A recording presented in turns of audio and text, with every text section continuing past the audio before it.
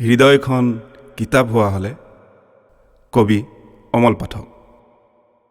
হৃদয়খন কিতাপ হোৱা হ'লে উজাগৰে থাকি পঢ়িলোহেঁতেন তোমাৰ হৃদয়ৰ কিতাপখন। প্ৰতিটো পৃষ্ঠা লুটিয়াই বুজিলোহেঁতেন জোনাকবোৰ কেতিয়া হেৰাল, ক'ত হেৰাল সুখ দুখৰ বজাৰখন।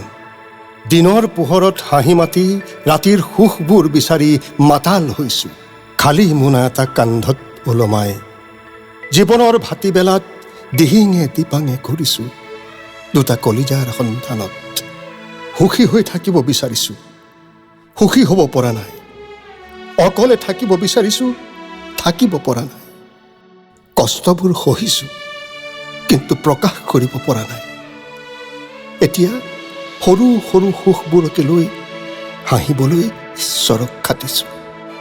মন গ'লে বন্ধ কোঠালিত আতাহ পাৰি কান্দিম। কিমান কষ্ট কৰিলে হৃদয় নামৰ কিতাপখন বুজি পাম? কোৱা, মাত্ৰ এবাৰ কোৱা।